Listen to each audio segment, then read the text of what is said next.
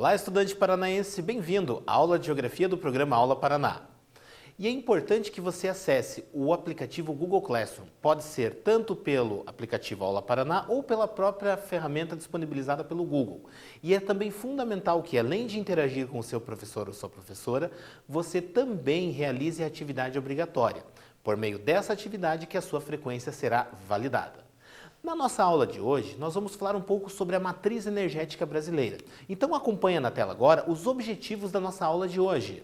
Está ali, ó, caracterizar a matriz energética brasileira, explicar o processo de desenvolvimento da exploração do petróleo no Brasil, explicar o pré-sal e o programa Proálcool, descrever o programa nuclear brasileiro e também caracterizar as demais fontes de energia disponíveis em território brasileiro.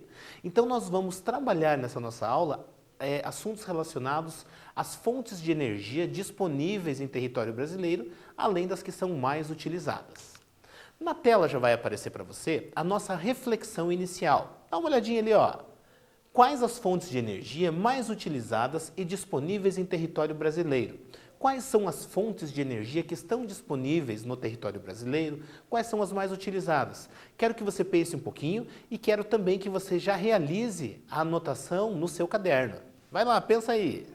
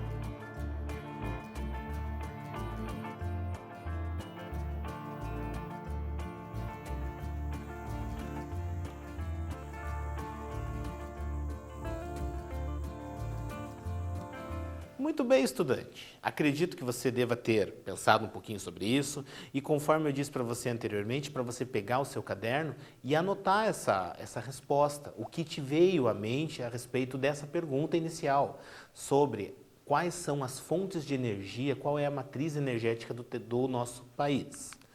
Olhando aqui na tela, você vai perceber que nós vamos ter a definição de matriz energética. Olha lá, ó. Matriz energética é um conjunto de fontes de energia ofertados em um determinado país. Então, toda vez que a gente for falar de matriz energética, nós estamos tratando das fontes de energia disponíveis em um determinado país. Como o objetivo da nossa aula é tratar da matriz energética brasileira, nós vamos caracterizar a matriz energética disponível em território brasileiro. Acompanhando ali na tela e dando continuidade ao nosso conteúdo, olha lá, ó. A matriz energética brasileira é uma das mais limpas do planeta. Quase metade da energia, aproximadamente 47%, consumida aqui é renovável, ou seja, proveniente de recursos capazes de se refazer em um curto prazo. Então, a matriz energética brasileira ela é considerada uma matriz energética limpa, haja vista que utilizam-se fontes de energias renováveis e que emitem um baixo nível de poluição ou que não emitem poluentes para a atmosfera.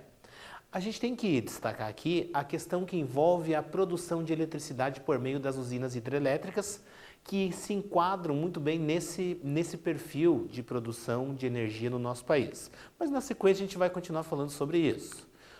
Agora acompanhe ali na tela a nossa próxima informação. Ó. O número ganha destaque quando comparado à matriz energética mundial, que, em 2007, era constituída de 82% de combustíveis fósseis, fontes não renováveis. Então, dados de 2007 trazem essa reflexão para nós ali, que aproximadamente 80% da matriz energética mundial era proveniente de combustíveis fósseis, ou seja, de fontes não renováveis, principalmente o petróleo e o carvão mineral. O que nós sabemos que de 2007 para cá, por mais que nós tenhamos vivido vários ciclos econômicos, nós tenhamos tido momentos de recessão, momentos de crise, momentos de retomada de crescimento da economia e agora novamente um momento difícil para a economia, a matriz energética petróleo, ela acaba sendo uma das mais importantes aí para o mundo inteiro, para a sociedade global. Então existe ainda essa grande dependência do petróleo como principal matriz energética.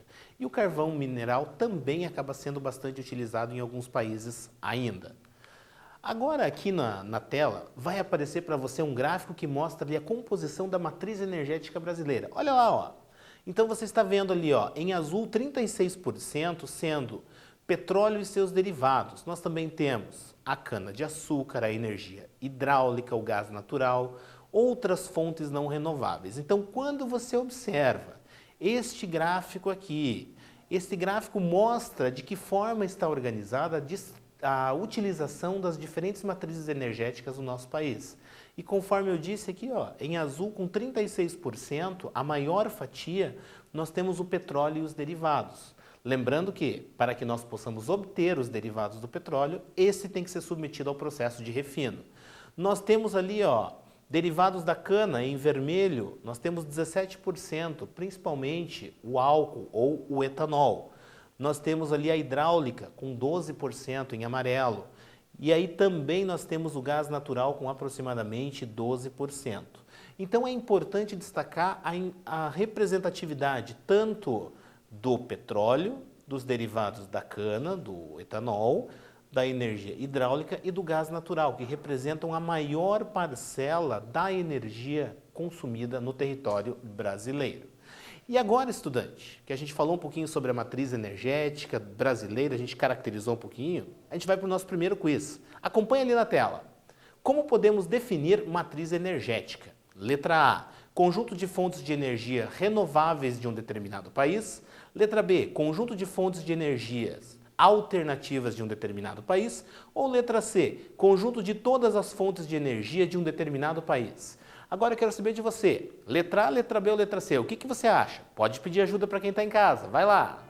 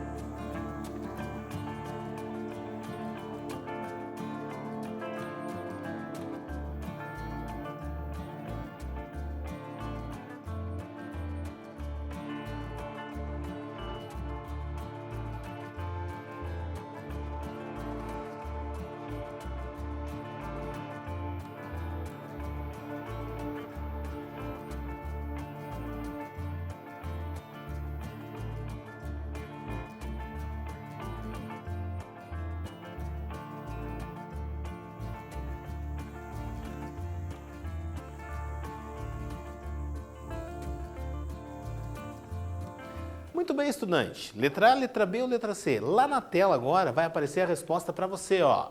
Letra C, conjunto de todas as fontes de energia de um determinado país. Então, quando a gente está falando da matriz energética, nós estamos falando do total das fontes de energia que estão disponíveis em um determinado país. Dando continuidade aqui à nossa aula, nós vamos falar um pouco sobre o petróleo e principalmente a produção e exploração do petróleo em território brasileiro. Olha lá na tela. O ciclo do petróleo no Brasil teve início no final do século XIX, quando aconteceram as primeiras buscas em subsolo brasileiro. Então, final do século XIX, 1890, 1898, finalzinho desse século, que começam a ocorrer pesquisas em território brasileiro a fim de buscar petróleo, haja vista que o restante do mundo já estava realizando a produção e a prospecção de petróleo, e estava se desenvolvendo uma indústria automobilística, iniciava-se ali esse processo. Então, o Brasil, em território brasileiro, também iniciou-se o processo de pesquisas acerca da disponibilidade de petróleo. E aí o que acontece? Olha lá na tela, ó. Em 1938 foi criado o CNP, Conselho Nacional de Petróleo. Em suas primeiras ações, o Conselho determinou várias diretrizes com respeito ao petróleo e determinou que as jazidas pertencem à União. Então foi em 1938 que este Conselho ele determinou que todo o petróleo que está disponível em território brasileiro pertence ao Estado brasileiro, pertence ao país, não é de propriedade de uma pessoa ou de outra pessoa.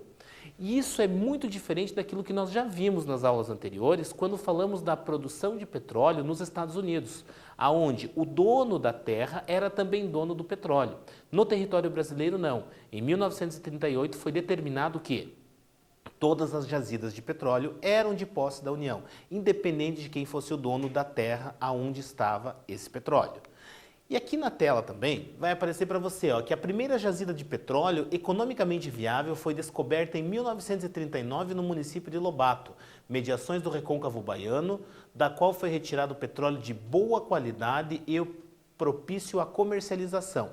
1938, cria-se o Conselho de Petróleo, define-se que todo o petróleo que está disponível no território brasileiro é do Estado brasileiro. 1939, a primeira jazida de petróleo que é extraído a fim de ser comercializado. E aí, dando continuidade a essa evolução histórica, o que a gente tem? A Petrobras, como você pode ver na tela, foi instituída pela Lei 2004, sancionada pelo então presidente Getúlio Vargas, em 3 de outubro de 1953. Então, em 1953, nós temos a criação da Petrobras. De 1939 até a criação da Petrobras, quem regulamentava a produção e extração de petróleo era esse conselho. Agora, em 1953, por meio da Petrobras, começam a surgir algumas políticas e algumas diretrizes que começam a regulamentar muito melhor a produção de petróleo em território brasileiro. E aqui, nós vamos perceber que quando a Petrobras é instituída, ela acaba tendo um monopólio sobre a produção de petróleo.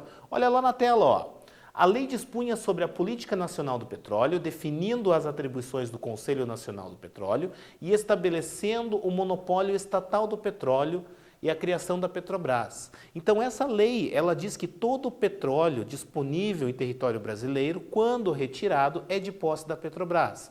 E quem estará gerenciando a prospecção, a extração, o refino e a venda do petróleo também é a Petrobras. Então dentro do território brasileiro ocorre um monopólio do petróleo. E esse monopólio, ele se fundamenta a partir da importância econômica que o petróleo tem. E foi uma ação do então presidente Getúlio Vargas a fim de garantir que as riquezas provenientes do petróleo ficassem em território brasileiro, não fossem exploradas por empresas multinacionais, levando os lucros para outras partes do mundo. E aqui, a gente vai ver que atualmente a Petrobras é uma empresa de capital aberto, aonde o sócio majoritário é o Estado brasileiro, tornando ela assim uma empresa estatal. Atualmente, quando nós falamos em Petrobras, ela é uma empresa que ela tem economia aberta, ela tem um capital aberto, ou seja, qualquer pessoa pode adquirir ações da Petrobras. Ao adquirir ações da Petrobras, você passa a ser sócio em uma pequena parcela da empresa, você passa a ser um acionista da empresa. Porém, o maior acionista da empresa é o governo, é o país, é o Brasil, é o Estado brasileiro. E é por isso que ela é uma empresa estatal, porque a quem pertence a maior parte dessa empresa? Ao Estado brasileiro. Agora tem a nossa primeira atividade. É importante que você já tenha aí em mãos caderno, caneta, lápis e a borracha para que você possa, além de realizar as anotações, realizar essa atividade que vai aparecer na tela para você e que você possa também encaminhá-la para a sua escola ou colégio. Lá na tela, descreva o processo de criação da Petrobras.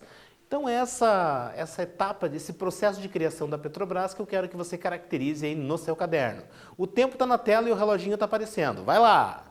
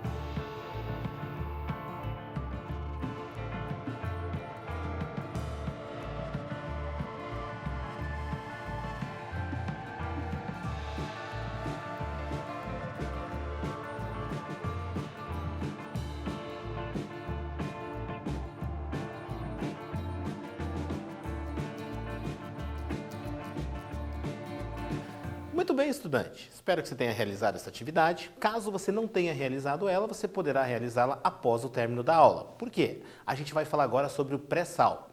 E essa camada pré-sal, ela tem uma fundamental importância para a economia, tanto brasileira quanto mundial, porque tratam-se de reservas petrolíferas disponíveis em território brasileiro e, como nós sabemos, o petróleo ele tem um valor agregado bastante elevado. Mas vamos conhecer um pouquinho sobre o processo de formação do pré-sal. Olha lá na tela, ó. O pré-sal é uma sequência de rochas sedimentares formadas há mais de 100 milhões de anos no espaço geográfico, criado pelo processo de deriva continental. Então, o processo da deriva continental fez com que os continentes se separassem e essa separação dos continentes resultou ali em algumas condições geológicas favoráveis ao depósito de material orgânico e também de água, que tornou possível a criação do petróleo. Entre os dois continentes formaram-se inicialmente grandes depressões que deram origem a grandes lagos, onde foram depositados ao longo de milhões de anos as rochas geradoras do petróleo do pré-sal. Então o que a gente teve? Principalmente quando a gente fala na separação do continente americano e do continente africano, como isso ocorreu lentamente, esse processo de deriva continental, formaram-se grandes lagos. E naqueles lagos havia uma grande disponibilidade de água.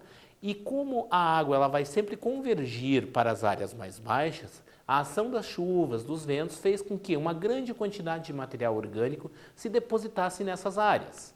E aí o que aconteceu? Olha lá, ó. À medida que os continentes se distanciavam, os materiais orgânicos então acumulados nesse novo espaço foram sendo cobertos pelas águas do Oceano Atlântico, que então se formavam. Então houve a cobertura dessas rochas ali que ali estavam, foram cobertas pela água do oceano que estava se formando e isso foi exercendo pressão. Além disso, grandes camadas de sal também estavam ali disponíveis naquela região que acabaram também se compactando e ficando no subsolo. E aí o que a gente teve? Dava-se início ali à formação de uma camada de sal, que atualmente chega a 2.000 metros de espessura.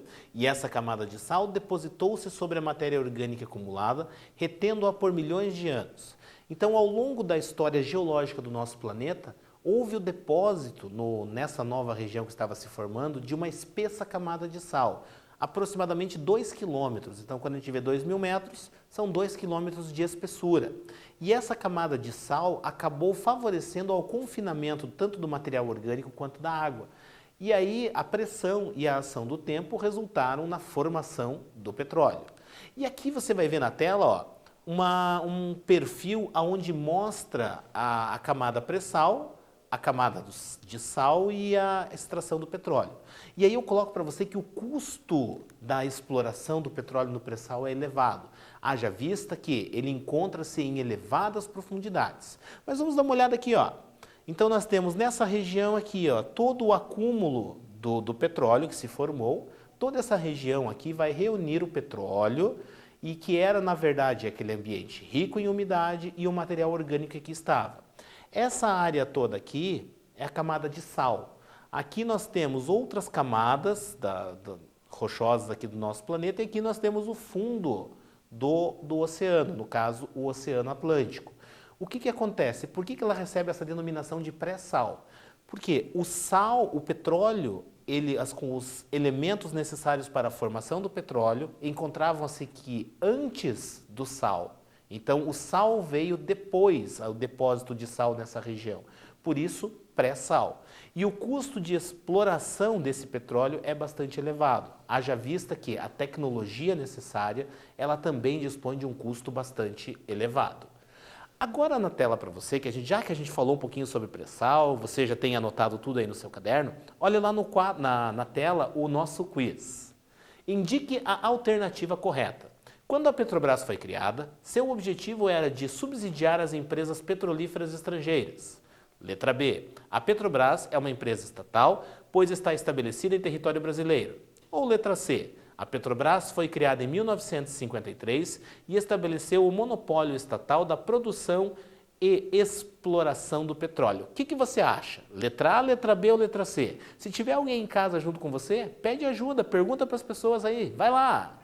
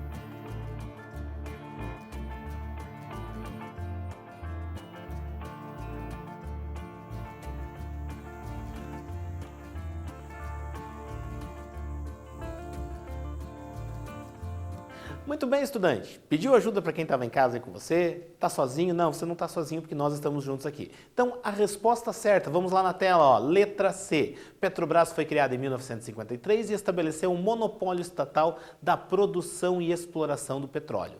E vale ressaltar aqui que quando a gente fala do pré-sal, essa camada que se formou, pensa só, aqui nós temos uma grande e espessa camada de sal. E da onde veio esse sal? Justamente do processo de deriva continental e das águas oceânicas, das águas salgadas que existiam antes de existir o Oceano Atlântico. Então, o que aconteceu? À medida com que os continentes foram se separando, havia água salgada ali naquela região, foi se inundando de água salgada. E o que aconteceu? O processo de deriva continental ele é muito dinâmico. Então houve um momento onde essa água desse oceano que ali existia, ela acabou sendo confinada. E aí processos geológicos fizeram com que permanecesse nessa faixa aqui apenas o sal. Então uma parte dessa água acabou saindo, acabou evaporando, uma outra parcela acabou dando origem a essa espessa camada de petróleo aqui, que é o pré-sal, e uma outra parcela acabou vindo para essa outra camada superior aqui, que é onde nós exploramos o petróleo hoje. E essa exploração de petróleo que aqui ocorre, ela é em pequenas profundidades, de aproximadamente 300 metros. Então aqui nós temos esses processos que levaram tanto a formação do pré-sal quanto as bacias de reservas de petróleo existentes em território brasileiro. Agora, para a gente dar continuidade à nossa aula, nós vamos falar do etanol, do programa do Proálcool ou do etanol. Olha ali na tela, ó, o Programa Nacional do Álcool, ou Proálcool, criado em novembro de 1975 pelo Decreto 76.593, teve o objetivo de estimular a produção de álcool visando o atendimento das necessidades do mercado interno e externo e da política de combustíveis automotivos. Então, o que aconteceu nesse momento? Nesse período, nós temos o incentivo à utilização de combustíveis alternativos, em especial o etanol proveniente da cana-de-açúcar. Haja vista que é um álcool, é um etanol de boa qualidade e de elevada capacidade de combustão e liberação de calor. E por que foi utilizado o etanol e por que nesse período? Sabe por quê? Nós não tivemos a crise do petróleo em 1973 e essa crise do petróleo que ocorreu na década de 70, que elevou o preço do barril de petróleo a mais de 400%, fez com que todas as nações acabassem desenvolvendo fontes alternativas de combustíveis. E o Brasil acabou desenvolvendo o programa do Proálcool, utilizando o etanol proveniente da cana-de-açúcar. Só dá uma olhadinha na tela, ó. É exatamente o que eu falei, ó. A crise do petróleo, com a guerra do Yom Kippur, que elevou o preço do petróleo em 400%. E continua olhando para a tela, ó. Optou-se pela produção de etanol a partir da cana-de-açúcar em 1975, quando o governo federal decidiu encorajar a produção do álcool em substituição à gasolina pura, com o objetivo de reduzir as importações de petróleo. Como o petróleo estava ficando caro, o governo federal definiu a utilização do álcool proveniente da cana-de-açúcar e incentivou essa produção de cana-de-açúcar proveniente do etanol. E agora, se você olhar com mais atenção ali na tela, ó, nessa época o preço do açúcar no mercado internacional vinha decaindo rapidamente, o que tornou conveniente a mudança da produção de açúcar para o etanol. Como o açúcar estava ficando muito barato no mercado internacional, os produtores de cana-de-açúcar também estavam encontrando dificuldades. E aí o etanol vem como uma alternativa de garantir renda tanto para os produtores quanto para todos aqueles que trabalham na indústria canavieira.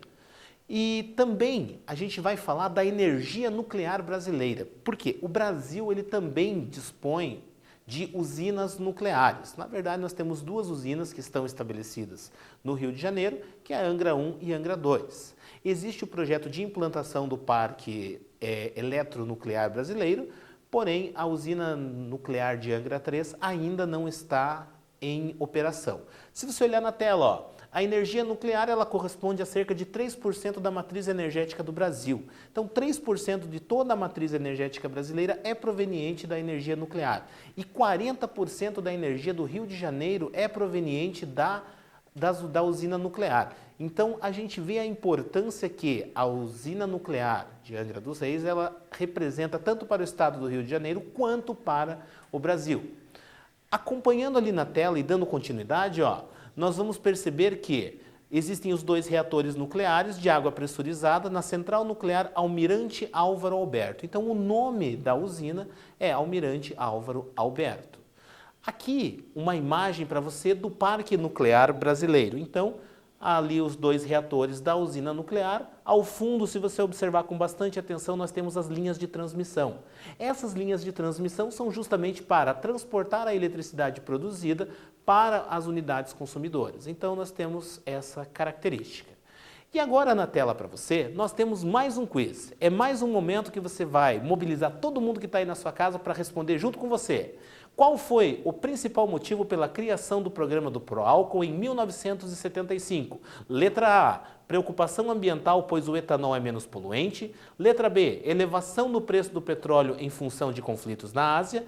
Ou letra C, elevação do preço da cana-de-açúcar no mercado global. O que você acha? Letra A, letra B ou letra C? Vai lá!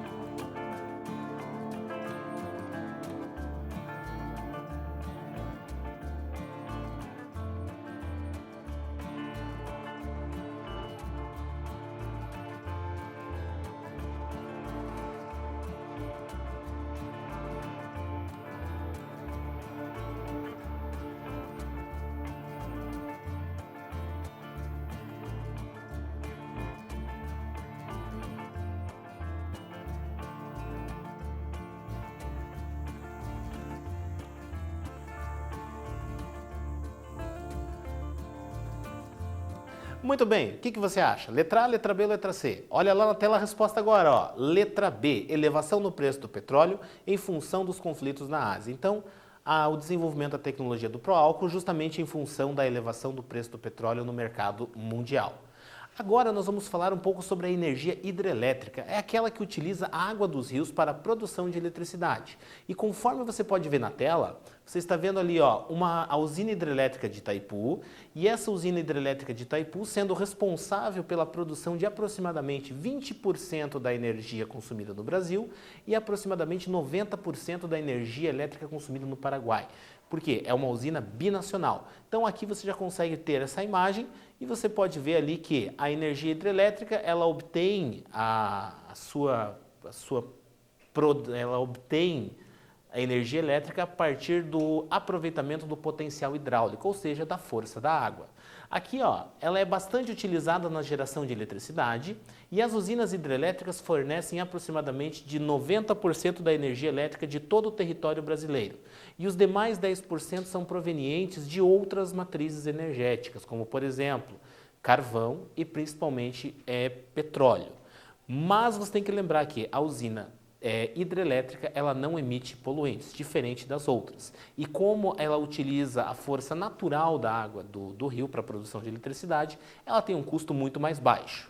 Olha lá na tela, a usina hidrelétrica de Itaipu é a maior usina deste tipo no Brasil e é uma binacional. Então, conforme já falei aqui no início da caracterização das usinas nucleares, das usinas hidrelétricas, nós vamos perceber que a usina de Itaipu ela é binacional e ela tem uma importância muito grande para a economia e para a sociedade brasileira, mas também para a economia e sociedade paraguaia. Agora, também a gente tem que falar do carvão mineral, porque por mais que o Brasil não utilize muito o carvão mineral, ele dispõe de algumas reservas de carvão mineral, que estão principalmente entre Paraná, Santa Catarina e Rio Grande do Sul, que se você olhar lá na tela agora, você vai ver um mapa, e esse mapa que você está vendo do lado direito da sua tela tem uma área identificada em roxo, que apresenta uma faixa de onde nós encontramos o carvão mineral em território brasileiro. E vale destacar que o carvão mineral brasileiro, ele dispõe de uma baixa qualidade. Então, além de liberar muitas cinzas, ele tem uma baixa qualidade de emissão de calor. Ele libera pouco calor quando comparado ao carvão mineral disponível na Europa, por exemplo. E agora o nosso quarto quiz. Vamos lá, movimenta todo mundo na sua casa. Qual é a principal vantagem da utilização da energia hidrelétrica? Letra A, fonte de energia não renovável. Letra B, fonte de energia que não emite poluentes. Ou letra C, fonte de energia que não causa impactos ambientais. E se você está sozinho, não se preocupe, nós estamos juntos. Letra A, letra B ou letra C? Vai lá!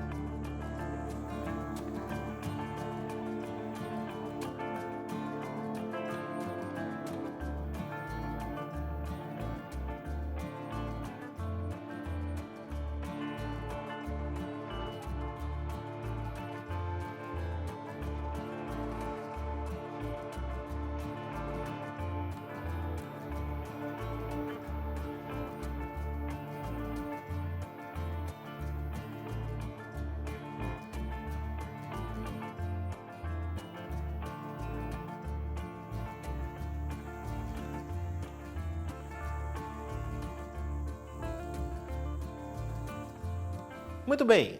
Resposta certa vai aparecer na tela para você, ó. Letra B, fonte de energia que não emite poluentes. E agora, estudante, a nossa segunda atividade é aquela que, para que você que está realizando a atividade somente assistindo as aulas pela televisão, é a que você vai encaminhar para a sua escola ou colégio. Lá na tela, quais são as diversas matrizes energéticas brasileiras? Explique suas principais características. Pegue seu caderno, anote a pergunta porque o tempo está na tela. Vai!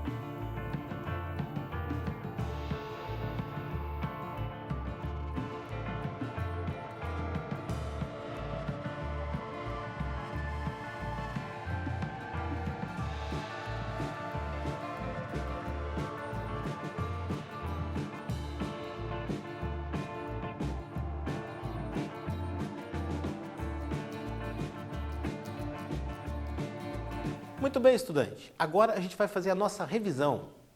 Olha lá na tela, ó. O que nós falamos na nossa aula de hoje? Nós caracterizamos o que é matriz energética e falamos sobre as matrizes energéticas disponíveis em território brasileiro.